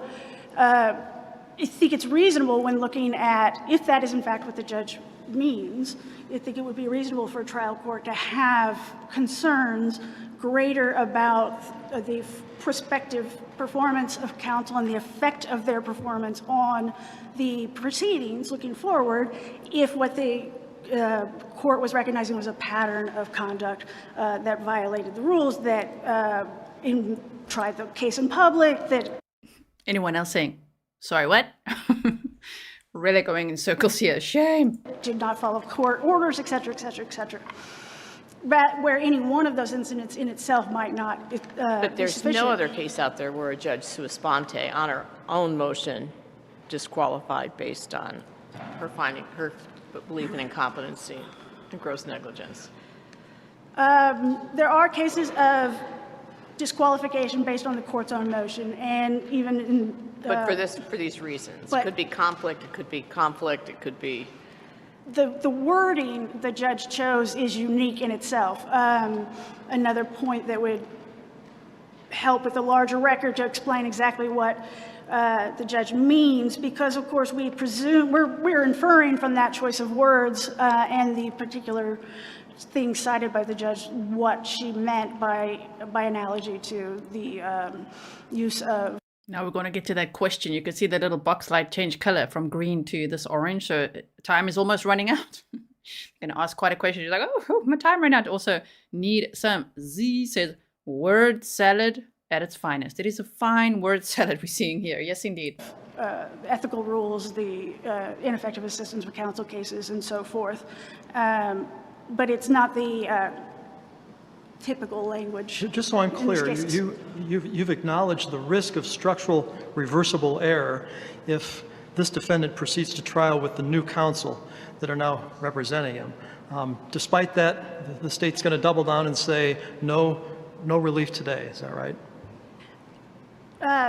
No, we don't think it's a writ. There's no order, there's no absolute duty for anything to be ordered by this court. That said, the state does acknowledge that there are proceedings that can continue to happen. If Mr. Allen, in fact, is trying to exercise his rights, there just isn't prevented from doing so, even now. Well, tell us more about that. What do you envision? If we go with the state's view and deny the writ today, what do you envision that might happen going forward that would minimize or eliminate the risk that we're talking about? I see that my time's up. Saved by the bell. Huh? You can answer that. Well, no one wants more. That was the moment. Okay, we're going to just go back a few seconds so you can really see that. Okay, 54, wait. Just here. It's just such a good moment. Here we go. The state does acknowledge that there are proceedings that can continue to happen. If Mr. Allen, in fact, is trying to exercise his rights, there just isn't prevented from doing so, even now.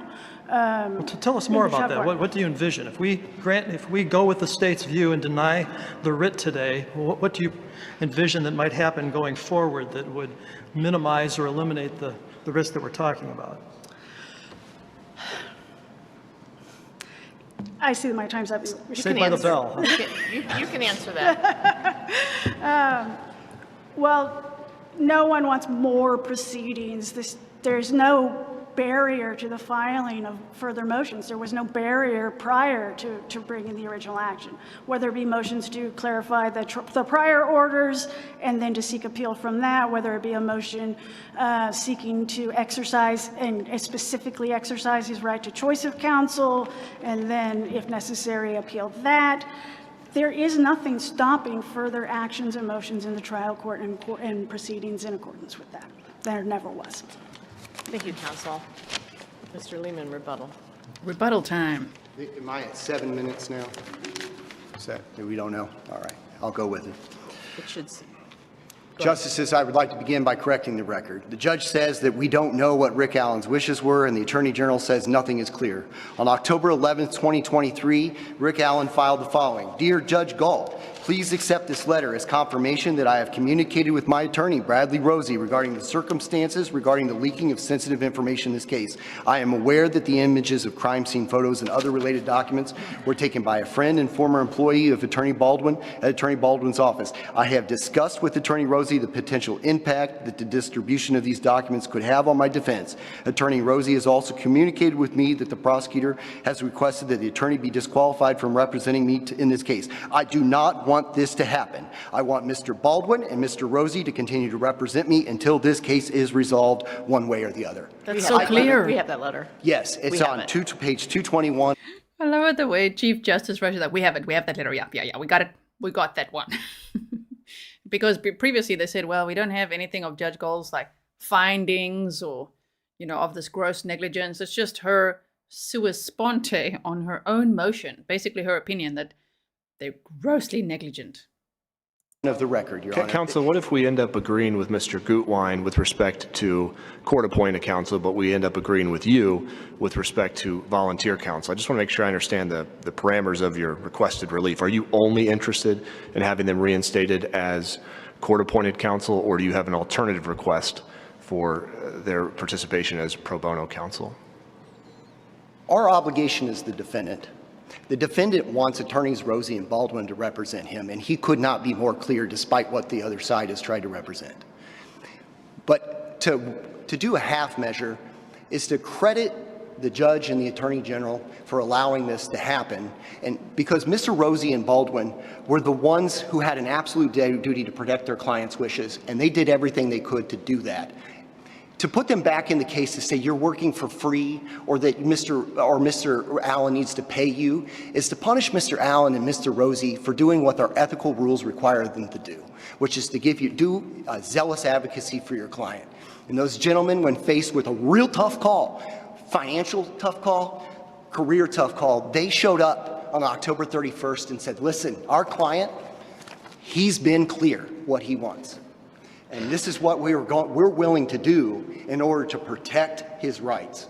But to say that they need to go back in and work for free or that he needs to pay them is to miss what happened here, which is the judge had an absolute duty to act, and that is to accept his letter and his representation of what his expectations were, and that I want these gentlemen to see this case to its end. The Attorney General and the judge want to create ambiguity where none exists. We don't have records like this in other cases. This gentleman could not have been more clear on October 11th. There could not have been more clarity on October 19th. There could not have been more clarity on October 31st. And if your court looks at the new filings where he also is waiting for this court to rule because he's confused as to who his lawyers are, we have some clarity here. And to do anything short of putting them right back in where they were when the rights were violated would be a half measure, Justice. So we'll accept whatever the court's ruling is, but I think that alternative there falls short. With regards to Wheat says, where a court justifiably finds an actual conflict of interest, that's when the discretion kicks in. Conflicts of interest are different than these rules that the judge is citing here. Because a conflict of interest, the judge is complicit in the ethical violation because she has two appearances representing both parties in front of her. And they're different because we know that that's a situation where the lawyer hasn't fully and fairly advised the defendant as to what the repercussions are on proceeding forward. Absent a conflict of interest, we trust these letters like October 11th from these defendants. We trust that they understand what's going on, that they have cooperated with their lawyers and developed a good trial strategy and tactic to catch that prosecutor off on his back foot on a trial that was supposed to happen in January, and to have a well-developed strategy of third-party guilt. These lawyers knew what they were doing. They had articulated in 100-some pages of briefing. Here's what we see in this case. We're ready to go forward with trial. So conflict of interest doesn't apply, and that's what WEAK is clearly about. Conflicts of interest are different. And this court would be one of the first court in Indiana, for sure, if not the first court in the nation, to say that we treat all kinds of ethical violations like pretrial publicity or the inadvertent violation of a discovery order as something on the same level as Wheat's conflict of interest. That's unheard of, and this court should not be using the original action to create new law like the judge wants us to say here. Justice Massa and Justice Gull, and Justice Slaughter, you'd asked me a question about ineffective assistance of counsel. I'm clouded sometimes by my judgment because the rules that the judge cited here aren't ineffective. But Absolutely, a defendant could waive a claim of ineffective assistance of counsel on the record, and that's what our conflict of interest case law establishes. If you pull the gentleman in and you explain to him what your concerns are, what's going on, and make sure that he knowingly and voluntarily knows what's going on and wants to proceed forward, yes, you can waive an ineffective assistance of counsel claim. So if a client wants to represent himself, he can waive his right to effective assistance of counsel if he knowingly and voluntarily says, I want to go forward and do this on my own. So my troubles with answering that question is I feel so passionately, and Mr. Allen and attorneys Rosie and Baldwin feel so passionately that what the judge is talking about here is zealous advocacy, defending the rights of their client and trying to get this thing to trial quickly. And the reasons that the judge is stating in her brief, which are a little different than the reasons on the record, but none of those are what we see as being relating to ineffective assistance of counsel, or would even, if proven to be something wrong, aren't going to meet the Strickland prejudice wrong. So, but yes, if these things could ever arise to ineffective assistance of counsel and justices, I'm not conceding that. But if they could, hypothetically, yes, you can bring the defendant in and he can waive those rights. But that's not what we have here. In the end, Your Honors, the judge exceeded her jurisdiction and refused to accept Rick Allen's wishes when she had an absolute duty to act upon them, and there's an emergency that exists. I think when those things are before this court, there should not be a question as to whether original action exists. And there is more clarity than we see in records across this state as to what this gentleman's wishes are. They are undisputed. And I think that the judge had an absolute duty to recognize what he wanted, go forward with trial in January, and this case should be heard in Carroll County today rather than before the Indiana Supreme Court. But I appreciate your time and consideration, and we ask you to grant the relief we requested. Thank you very much. Thank you, counsel. I want to commend counsel on both sides. Just excellent briefing, excellent argument. We will be discussing the case and getting a decision as quickly as possible. All right. And that's the end of the hearing, you guys. Look at them go.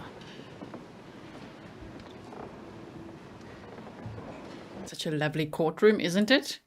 So thank you for watching that with me. Now we're going to look at some new documents, which I think the prosecutor thought he's being real smooth doing this, I'm assuming. But let's have a look at it. I'll first read you a little article, and then I'll show you the document just so that we go over that. I just want to see what else did I write here. Oh, yeah. One person said, Terry said, if it was only one of his attorneys, so why were both removed? Exactly. That's a good question as well. And for those that are here in chat sometimes that are like, I can't believe all of you are defending a child killer.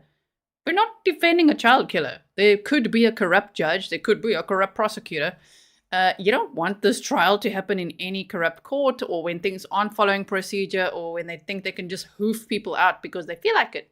No, that's not how it works. That is what we're here for. Like, hey, something's up here. Something doesn't smell right in Delphi. It actually, all along the way in this case, never really did it? So that's what we're here for. We're fighting for the correct procedure to be followed so that the defendant can have a fair trial, so there can be true justice for Libby and Abby. You know? Just a little narrow-minded when people are like, oh my word, you're defending a child killer. That's so short-sighted. Oh my word, broaden your horizons and educate yourself, please. I'm so snarky today. Okay, moving on. I know you guys like that sometimes though. So, okay. Moving on, here we go. They said request filed to allow additional charges against Richard Allen in the Delphi murders case. So we'll first look at this little article from WRTV, and then we'll look at the document. Indianapolis. On Thursday, prosecutors in Carroll County filed a request to the court to allow for more charges to be brought against Richard Allen in the Delphi murders case. To me, it looked like a tweak of the charges, but okay, say more. They say, yeah, exactly. Sorry. Christy says we don't want a mistrial. Exactly, that too. Okay, so they say, according to court records, prosecutors asked to amend the charges of murder. See, amend. That's why I'm saying tweak. Okay, to amend the charges of murder brought against Allen in the deaths of Abby Williams and Libby German. The filing asks for the court. Oh, I love it. I love it. Okay, shout out to WRTV. When mainstream media puts out articles and actually puts the document in, favorite. And I've only seen like 3 places do that ever. I just love it. It's like, yes. Okay, so the filing asks for the court to allow 2 additional charges of murder while kidnapping and 2 charges of kidnapping to be brought against Allen. Allen was charged with 2 counts of murder for the deaths of Abby and Libby in 2022. Abby and Libby were found in a wooded area of Delphi near the Monon High Bridge in February of 2017. These filings come on the day the Indiana Supreme Court. That's what I mean. It's my opinion. I'm stating it. I think it's a greasy move from the prosecutor, Nicholas McClelland. He's never been a favorite of mine. Did you know that his dad is an arsonist, like convicted before? That's so crazy, given, arson cases in Delphi and all that. I don't know. You could go down a rabbit hole if you look there. But him and his buddy, Shane Evans, I don't know, man. Red flag. So to do this half an hour before the Supreme Court of Indiana hearing starts, why? Why on this day, right now, do you want to do this? Do you want attention, or are you trying to deflect, or what are you doing? This was a huge day in the case.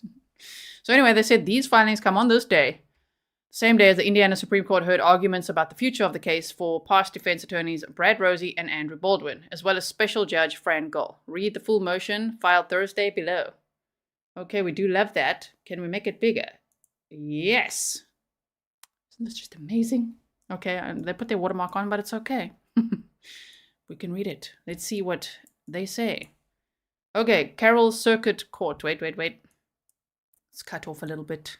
State of Indiana, okay. County of Carroll, State of Indiana versus Richard Allen. They left out his middle initial. We're so used to seeing Richard M. Allen. All right, so let's just see. Cherry says, I think he hoped we'd be distracted and not notice. He doesn't know us very well, does he? Yeah, that distraction, epic fail. Didn't work. Now we're just like, okay, red flag. State's motion for leave to amend charging information comes now, the state of Indiana, so this is like breaking news, brand new document, all of that, right? Comes now, the state of Indiana, by prosecuting attorney, you see, Nicholas C. McClelland, and hereby respectfully asks the court for leave to amend the charging information filed in this cause on October 28th of 2022, and in support, therefore, does aver. All right.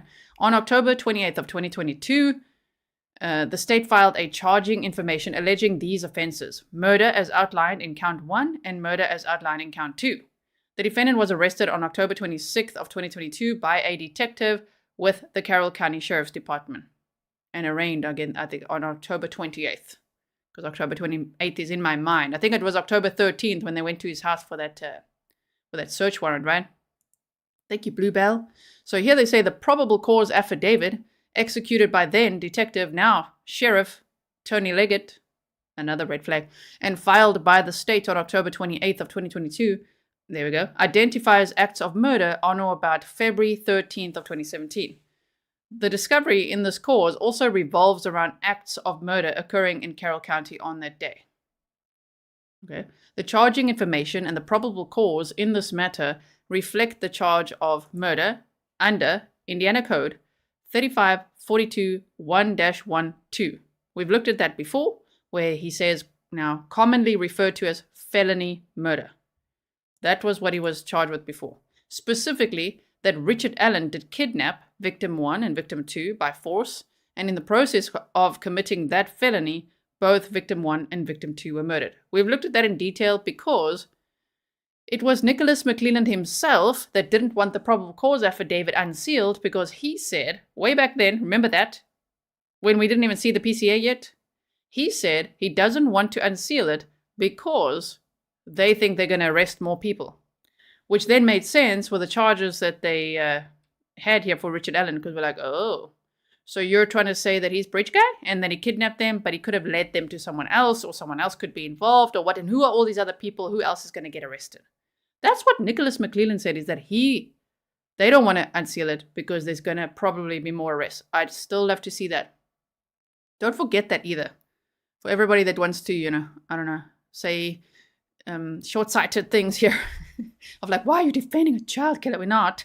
Where are the other arrests? And where's their fair trial? Okay.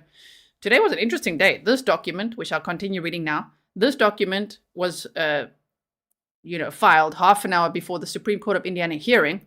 Then the hearing happened, and today Mitch Westerman was also in court at the same time, which I wonder if Judge Gull was there. He's the guy, Mitch Westerman, that apparently got, leaked the photos from Andrew Baldwin's office. Okay, so he's in jail. facing those charges. I actually don't know if he bailed out or not. I don't know if he's sitting in jail or if he just went to court to face those charges. But anyway, so here they go. Now he's updating these, right? The state hereby moves to amend the charging information to add additional counts. Oh, you're adding charges, okay? Under IC Indiana Code 3542 1-11 for both victim 1 and 2, along with kidnapping under 3542 32A and 3542 32B2A for both victim 1 and victim 2. We'll have to look those up. The state is asking for the court for leave to file these amended charges because the charges more accurately aligns the charging information with the causes discovery and probable cause affidavit. See Indiana Code 3534 1-5A1, 7, and 9. Because of the clarity of the discovery and probable cause affidavit. Oh, really? The clarity. Do you have a new PCA?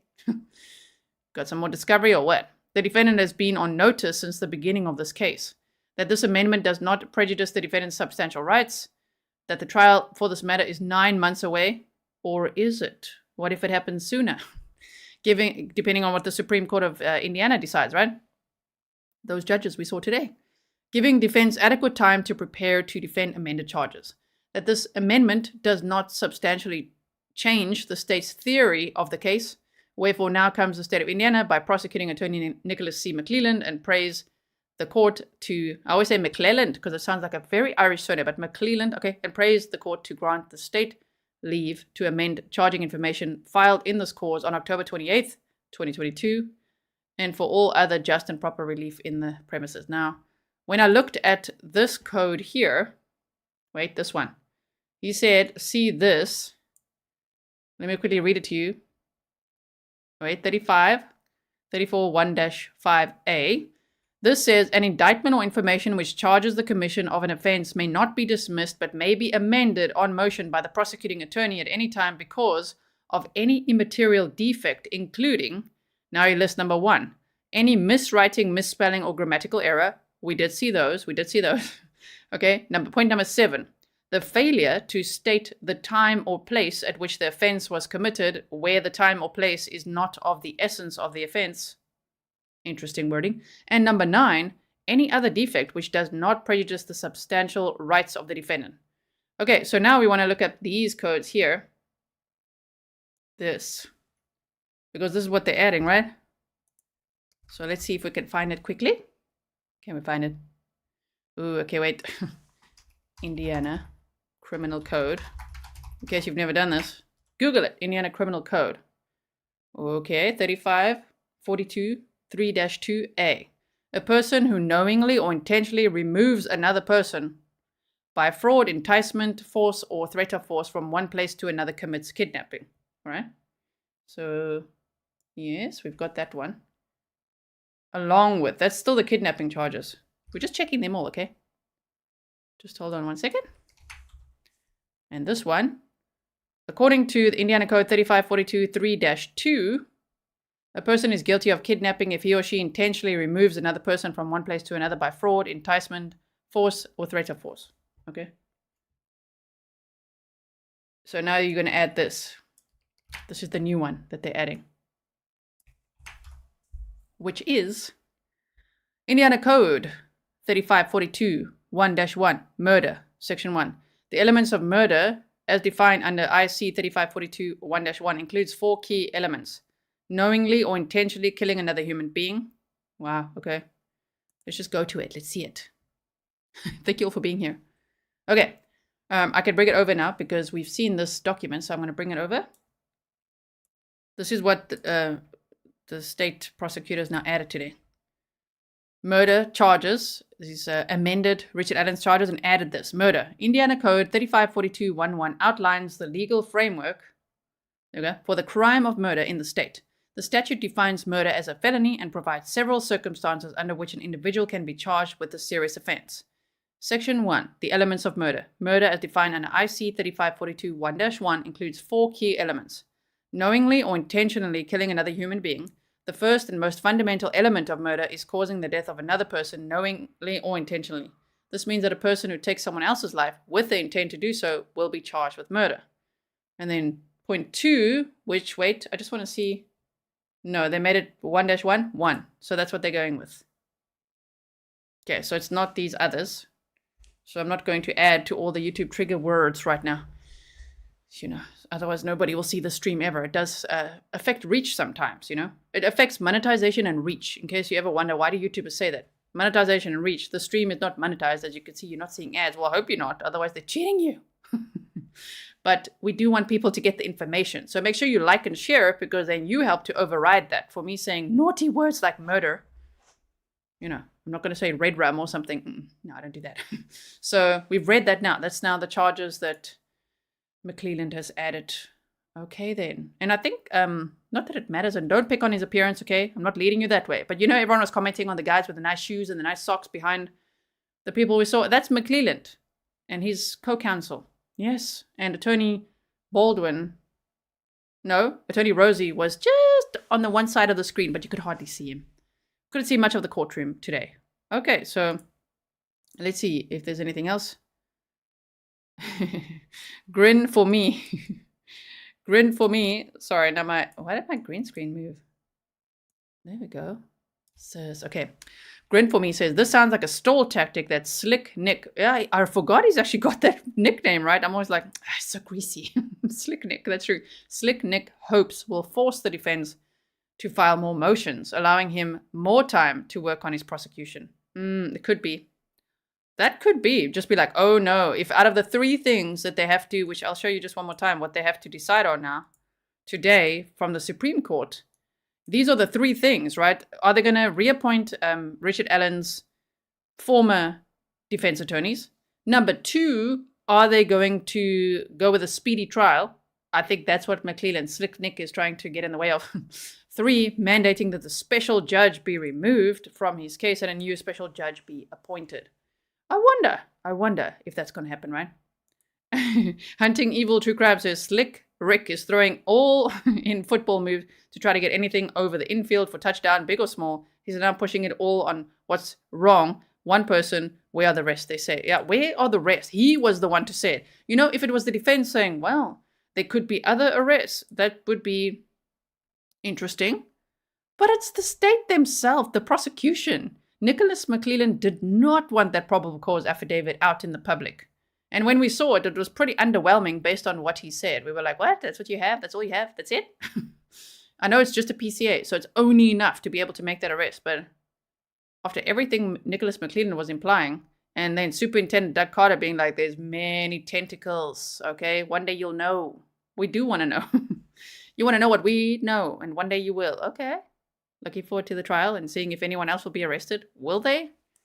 Are they no longer alive? Will they be arrested? What's going on? Or are they sitting in jail or prison already? Who knows? Okay.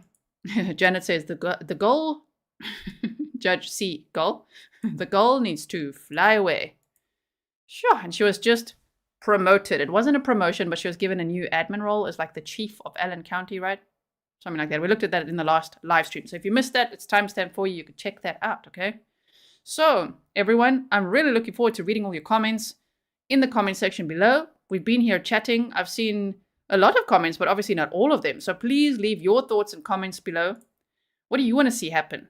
Do you want to see 86% voted earlier on the poll that you want to see Richard Allen's former defense attorneys reappointed or reinstated?